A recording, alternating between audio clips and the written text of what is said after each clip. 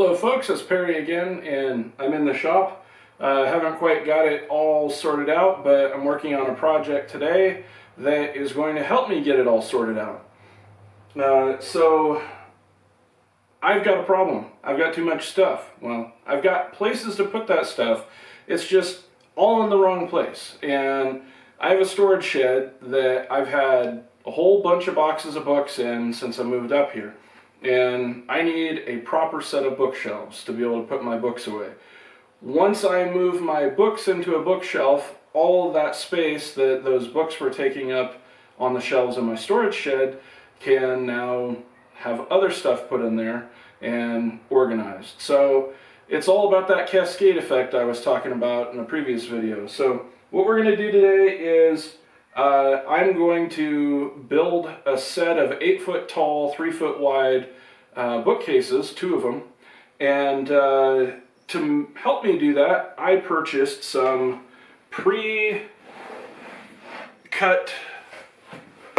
laminated or melamine. This is melamine particle board, so it's pre-laminated with melamine. It's got all the holes for the little pickups for the shelf brackets.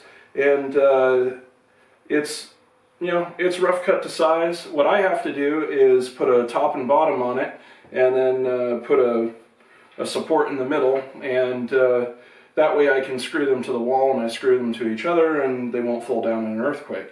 But so I'm going to set up the GoPro, do some time lapse in here, and you can watch me try to put these together. I'm not a super accomplished woodworker, but I did make a bookcase from scratch for my DVDs, and that came out really nice. I wanted to do a wood bookcase, but the expediency and time and cost, this won out. What I'm about to show you is between the 6 shelves I bought and all these materials, this is $250 worth of raw materials. So this might give you some idea of why prefab stuff costs so much. And this is all 3/4 inch particle board. So this is, a bit heavier duty than your average cardboard backed, bookshelf. It should be able to hold up the weight. So I'm just going to set up the camera and we're going to get going. Hey folks, it is another day. I'm working on the bookcases. This continuity error is brought to you by the letters G, O, P, R, and O. Yeah, my GoPro didn't capture the time lapse that I had set up right here while I was actually cutting all this stuff out. So you get to kind of see how things go together. What we have set up here, and if you hear a chicken, that's because I've got a chicken outside. What we've got set up here is we've got 2 melamine bookcase ends from Home Depot. They're 8 feet tall, give or take. I chose the layout based on damage that was on these things. So what I've got here, which I've got to take the clamps off of, is this is the bottom shelf of the bookcase. And I'll show you what this looks like in a second, once I get these off. I glued these up yesterday, so they're nice and dry. What I have here is, it's just a piece of the 3/4 by 12 inch melamine that doesn't have holes drilled in it. I trimmed the ends, and unfortunately, there's some not so great chip out on the melamine. But on the bottom here, what I did was I took some 11/16, or I guess they might call it 3/4 nominal MDF trim.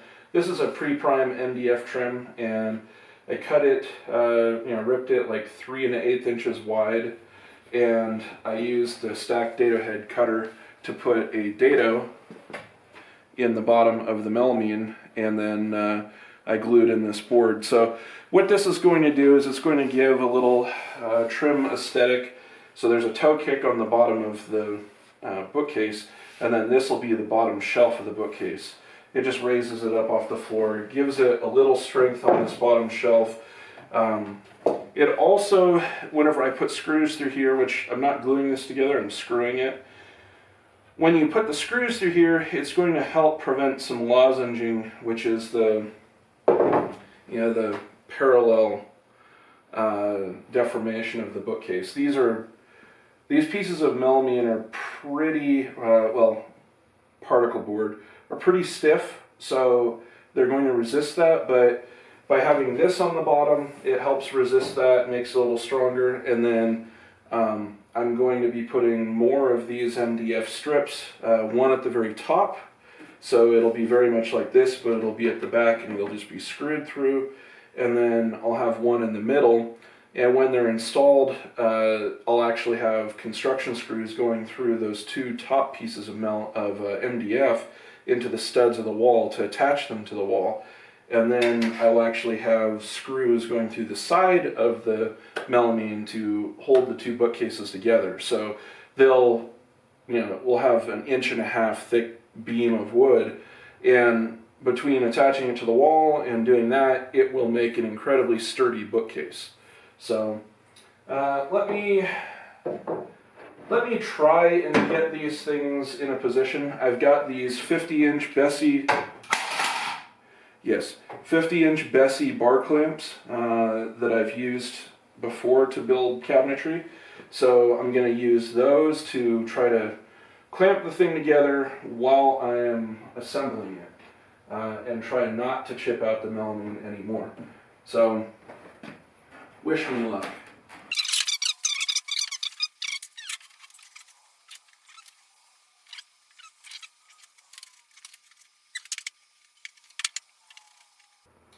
So for this part, I am just going to put you guys on pause, and I'm going to let the GoPro do its time lapse, and then I'll come back whenever it makes sense.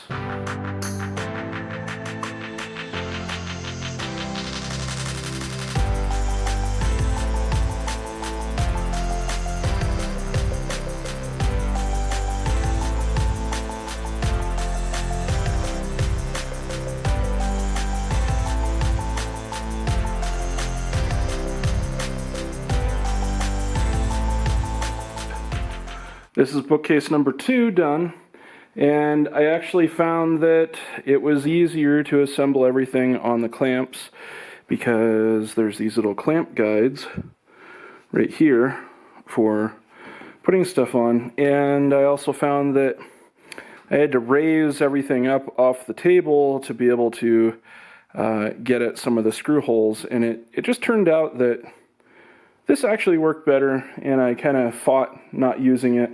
Part of the reason is that bar is like 50 inches long, and on that side of the bookcase, the bar was hitting the cabinet, and on this side of the bookcase, the bar was hitting the welder. So I kind of didn't have enough space, really. Yeah, I had to kind of move things around, hang it off the end. But it's done, and this one took me, I don't know, 30 minutes to assemble, 40 minutes. So it was a lot faster. My thoughts are, the first one, I assembled the bottom first because I wanted it to be square and be sort of the datum surface to make everything good. On the second one, I actually started at that end because the top really doesn't have any squareness to it. So what I did is I installed the top to sort of line the edges up. I used a 12-inch square to get it roughly square, and then I put that piece of MDF in there, and I screwed in from the top 5 screws. I screwed in from the top first, and then when I was done with this, I went back and I screwed the edges in because I wanted to get it roughly square on that end, get it final square on this end, and then go back up there and screw those ends in so that I didn't have that fighting me while I was trying to get this bottom shelf square.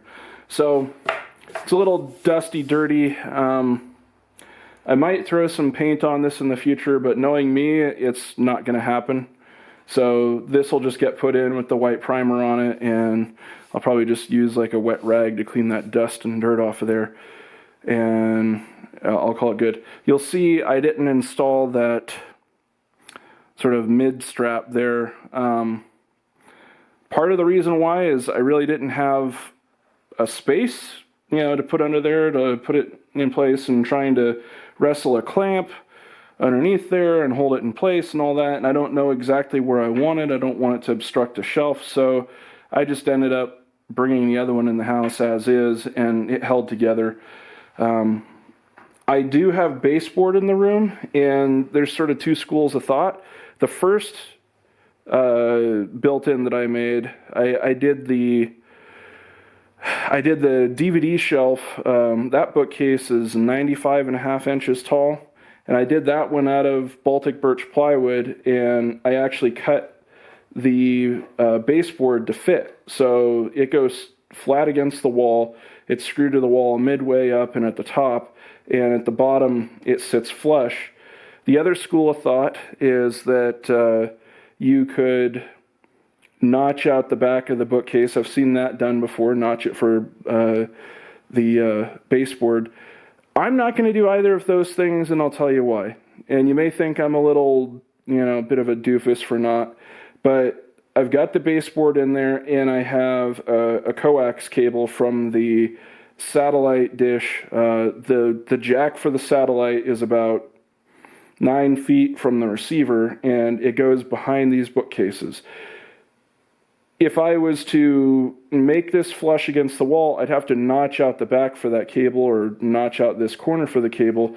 But when I set the other one in the house and leaned it up against the wall, walls aren't perfectly plumb. And what I found is that over 97 inches, that little, 3/8 or 7/16 of an inch is so insignificant that I can get away with it, and then I don't have to worry about that cable to run behind here. These bookcases are not, they'll do for now. I'll keep them for a number of years, but I have a feeling I'm going to make some proper built-ins in the future. Either I'll make them out of Baltic birch plywood, like I've made the other one, or I'll make them out of dimensional lumber, like, maybe some poplar or some pine, or, if I'm feeling spendy, maple, or maybe I, get some maple plywood. There's a place in town that sells hardwood plywood. So these, this is just an expediency thing. I've been in the house for a year. I don't have bookcases. If I wait around until I've got the time and, the inclination to build dimensional lumber or really nice bookcases, I'm not going to build them. So, this will get done first. These are going to go in. I will show you these things installed because I need to drag this thing in the house, which is a little tricky by yourself. It weighs about, probably something close to 50 or 60 pounds. So, and it's unwieldy. It's 97 inches. So it's actually 1.5 inches taller than my other bookcase, but it's, 4 or 5 feet away, so you're not going to notice a whole bunch. But anyway, yeah, these are done. Going to get them installed. Once they're installed, I'll come back and I'll show you the finished product. Well, this is the end result of the bookcases I built.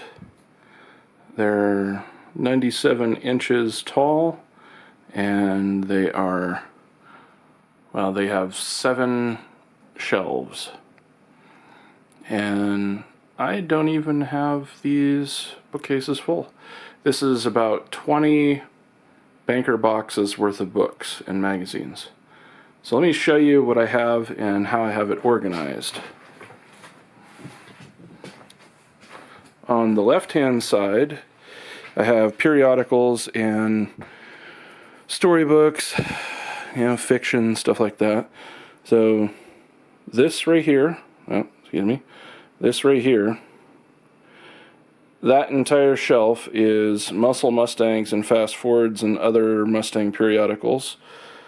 And that is the remainder. So that's 3, 4, about almost 5 feet of Mustang magazines and 4x4s and stuff like that.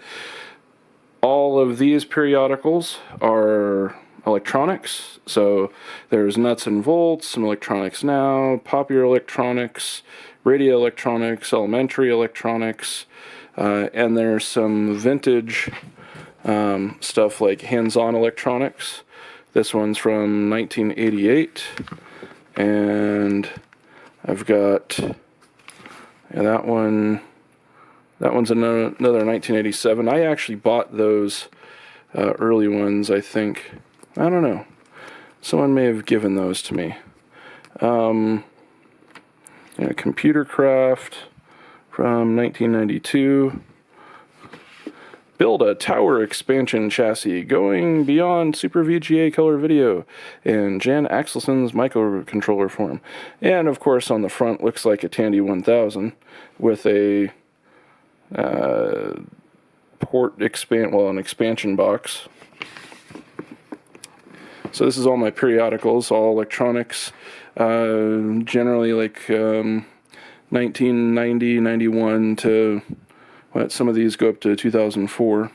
I had a subscription to Electronics Now, and this is all my old radio-controlled car stuff.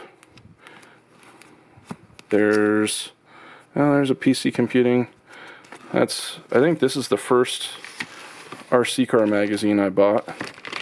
It's just got it barely is held together. And then these are all machining, like Machinist Workshop. I think these are all Machinist Workshop. I had a subscription to that for a good while. And then this is all sort of not periodical stuff, but I don't know, it's entertainment. Fiction, stories, compendiums, Unixator Handbook, Nerds 2.01. And over here there's an art encyclopedia, and then there's some other stuff there. Up here, this shelf, this is all electronics. So starting from there, you've got like Circuit Creator, which is a CAD program for schematic capture. Circuit Design, Intel microcontroller book, Mauser, Allied catalogs, basic electronic stuff, more electronic stuff, specific microcontroller stuff, propeller, TTL stuff, all kind of arranged in, physical size. That up there is a atlas of AP photos, I think. This shelf, we have graphics programming here. So EGA, VGA, Super VGA, graphics programming for files in C and C++, so like graphics file formats, photorealistic graphics, bitmap graphics programming, digital video, and then GUI design, X algorithms, and then Apache modules, and then these are sort of reference like Sound Blaster and MS-DOS, and then this is all PC Junior stuff. Coming down here, this entire shelf is programming languages, starting with C. So you've got your C, C++. This is all reference stuff right here. The Kernighan and Ritchie book. C Primer, Pocket Reference, original AT&T Programmer's Handbook, C++ Programming, OOP, and then this is a IBM Basic Handbook, GWiz Basic, QBasic, Turbo Basic, Visual Basic for Windows version 3, Visual Basic for DOS, more Visual Basic, Pascal, Lex and Yak, Perl, and then some of the O'Reilly references, Turbo Assembler, Unix shell programming, Unix power tools. And then down here, these are all sort of like system programming references. So you've got POSIX programming API, and then this is, I've got 2 copies of Volume 1, but Volume 1 through 3 of the TCP/IP books. Stevens Unix network programming, design of the Unix operating system, practical Unix programming, compilers, thread primer, Linux kernel, developing your own 32-bit operating system. I was reading that when I got my first. I was reading that the day that I went and interviewed for the first job, first full-time job I got. Applied cryptography, the Switch book. The guy that wrote this was in my ham club, gave me a signed copy. Math stuff, dummies books for statistics, calculus, pre-calculus, Pythagorean theorem, interesting book. And this is sort of like, this is all software. So this is OS2 2.1, Flight Simulator, Reader Rabbit, Oregon Trail, and then these are books for Windows and DOS stuff.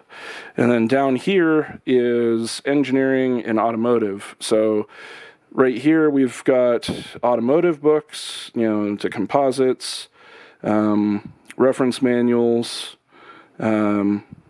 trailer design and construction. So we get into the engineering here. Engineering, more engineering, and then we get to machining stuff. This is mostly catalogs and reference books. And then down here, this is the oversized shelf. So we've got things like, this is the AP one. The other one's a visual atlas. So some interesting oversized books that I liked. Some of these I've had since I was a kid, like The Way Things Work. I got that in 7th grade. I got this, The Great International Paper Airplane book. I think I got that when I was about 6 or 7.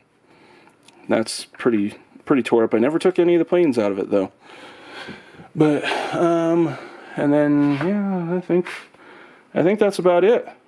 So I got an empty shelf down there, half an empty shelf there, empty, mostly empty. I need to get some bookends, but the couple things I've got, I think on that shelf, I might put my 1/24th scale diecast cars. So I've got like Mercedes CLK DTM. I've got couple Lamborghinis, Ford GT90, a whole slew of detailed diecast cars. I've got a Cobra R, 2000 Cobra R. But anyway, this has been something I've been wanting to do forever. The last time these books were actually in a bookcase was 2007. They've been in boxes that long, and I've just kind of picked through whenever I needed them. But this entire shelf right here, I would say, was invaluable in my early career about 20 years ago. And then this was useful when I was learning C++. Used that in my career about 20 years ago. Perl, Visual Basic, that predated. This was the first book I had. I learned how to program QBasic. That was when I was 13 or 14.